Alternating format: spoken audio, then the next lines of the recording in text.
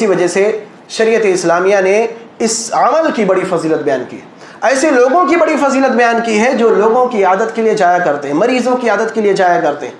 اللہ کے رسول صلی اللہ علیہ وسلم نے احادیثوں کے اندر ایسے لوگوں کو بہت ساری بشارتیں سنائی ہیں، خوشخبریاں سنائی، بہت سارے اجر و ثواب کا وعدہ اللہ کے رسول صلی اللہ علیہ وسلم نے کیا۔ حضرت ثوبان رضی اللہ تعالیٰ عنہ کی ایک روایت ہے کہ اللہ کے رسول صلی اللہ علیہ وسلم فرمایا کہ جو شخص کسی مریض کی عادت کے لیے اپنے گھر سے نکلتا ہے، اس کا ارادہ ہے مریض کی عادت کرنا، چاہے وہ ہاسپٹل میں جا کر کے عادت کرتا ہو، چاہے گھر پہ جا کر کے اسی خبر گیری کرتا ہو، الغرض وہ اپنے گھر سے نکلتا ہے مریض کی عادت کے لیے، اللہ رب العالمین کے ہاں اس کا مقام کیا ہے؟ اللہ کے رسول صلی اللہ علیہ وسلم فرماتے ہیں ایسا انسان جب وہ راستے پر چل رہا ہوتا ہے تو گویا کہ وہ جنت کی کیاریوں میں چل رہا ہے، جنت کے باغات میں ٹہل رہا ہے۔ اللہ رب العالمین کے ہاں یہ مقام، آپ اپنے گھر سے نکلے عام راستے پر چل کر کے اس شخص کے گھر پر جا رہے ہیں، لیکن گویا کہ آپ اللہ رب العالمین کے نزدیک آپ کی حیثیت، آپ کا مقام یہ ہے کہ آپ جنت کی کیاریوں میں ٹہل رہے ہیں۔ ایک دوسری روایت حضرت جابر رضی اللہ تعالیٰ عنہ کی ہے، فرماتے ہیں اللہ کے رسول صلی اللہ علیہ وسلم اسی معنی کی حدیث ہے کہ اگر کوئی شخص کسی مریض کی عادت کے لیے نکلتا ہے، آپ صلی اللہ علیہ وسلم نے اس کی فضیلت کو بیان کرتے ہوئے کہا خاض فی الرحمہ، اس شخص کا معاملہ ایسا ہے گویا کہ وہ اللہ رب العالمین کی رحمت میں ڈوبا ہوا ہے۔ کوئی شخص کسی مریض کی عادت کے لیے نکلتا ہے تو گویا کہ اللہ رب العالمین کی رحمتیں اس پر نازل ہوتی ہیں، رحمتوں کی بارش ہوتی ہے، اللہ رب العالمین اپنی رحمتوں سے اسے ڈھانپ لیتا ہے۔ کتنی بڑی فضیلت ہے! رب العالمین کی رحمت کا ہمارے اور آپ کی زندگی میں ہونا بہت بڑی چیز ہے، ہماری دنیا و آخرت سنور جائے گی اگر اللہ رب العالمین کی رحمت ہم پر اور آپ پر ہوتی ہے۔ اللہ کے رسول نے کہا کہ اگر آپ کسی مریض کی عادت کے لیے نکلتے ہیں تو رب العالمین کی رحمتوں کی بارش آپ پر ہوتی ہے۔ ان دونوں حدیثوں سے ہمارا آپ اندازہ لگا سکتے ہیں کتنی بڑی فضیلت،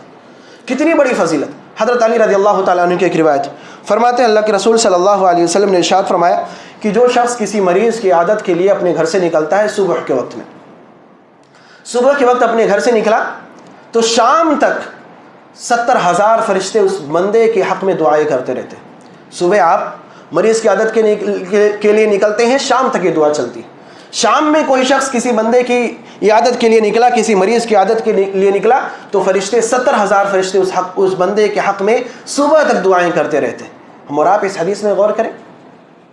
کہ اس سے بڑی چیز ہمیں اور آپ کو کیا مل سکتی ہے کہ رب العالمین کی ایک بہترین مخلوق، ایسی مخلوق جس کے ہاں رب العالمین کی نافرمانی نہیں، ایسی مخلوق جو اللہ رب العالمین کے حکم کی خلاف ورزی نہیں کرتی ہے، ایسی پیاری مخلوق ہمارے اور آپ کے حق میں دعا کرے، دعائے مغفرت کرے، دعائے رحمت کرے، اور وہ بھی ایک دو نہیں 70,000 فرشتے ہمارے حق میں دعائیں کریں۔ کتنی بڑی فضیلت! ان تمام حدیثوں کے اندر آپ غور کریں تو آپ کو اندازہ ہوگا کہ یہ عمل،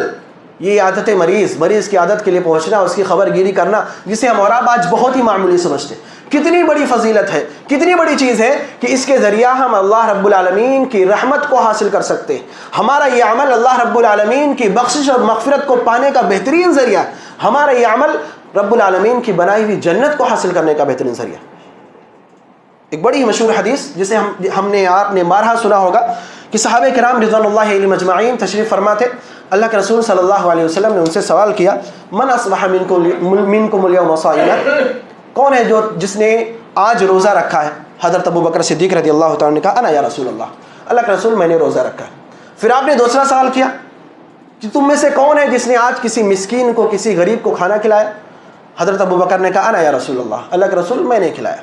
پھر آپ نے تیسرا سوال کیا من عاد منکم اليوم مریضا، کہ تم میں سے کون ہے جس نے آج کسی مریض کی عادت کی ہو، اس کی خبر گیری کے لیے گیا ہو؟ حضرت ابو بکر نے پھر کہا انا یا رسول اللہ، میں نے ایسا کیا۔ چوتھا سوال اللہ کے رسول نے کیا کہ تم میں سے کون ہے جو آج کسی جنازے کے پیچھے چلا ہو، کسی جنازے کے ساتھ ساتھ قبرستان تک گیا؟ حضرت ابو بکر صدیق رضی اللہ تعالیٰ نے پھر سے کہا اللہ کے رسول میں نے کیا۔ اس کے بعد آپ صلی اللہ علیہ وسلم نے فرمایا مجتمعت هذه الخصال قط في رجل الا دخل الجنہ، کہ جس کسی انسان میں، جس کسی آدمی کے اندر یہ خصلتیں جمع ہو جائیں، یہ عادتیں کسی انسان کے اندر پائی جائیں، یہ نیکی کسی انسان کے اندر پائی جائے، وہ انسان سیدھا جنت کے اندر داخل ہوگا۔ کوئی بھی چیز اسے جنت میں داخل ہونے سے نہیں روک سکتی اگر یہ نیکیاں انسان کے اندر موجود ہیں۔ یہ 4 خصلتیں اللہ کے رسول صلی اللہ علیہ وسلم نے جس حدیث کے اندر گنائی، اس میں سے ایک خصلت مریض کی عادت کرنا بھی ہے۔ ہم اور آپ اس حدیث سے بھی اندازہ لگائیں کتنی بڑی فضیلت کی چیز ہے جسے ہم اور آپ بڑی آسانی سے ترک کر دیتے ہیں۔ ہم اور آپ اپنے رشتہ داروں کی بیماری پر، اپنے جاننے پہچاننے والوں کی بیماری پر ان کی عادت کے لیے، ان کی خبر گیری کے لیے نہیں پہنچتے۔ یہ آج ہمارے معاشرے میں بہت بڑی کوتاہی ہے جس کو ختم کرنے کی ضرورت ہے۔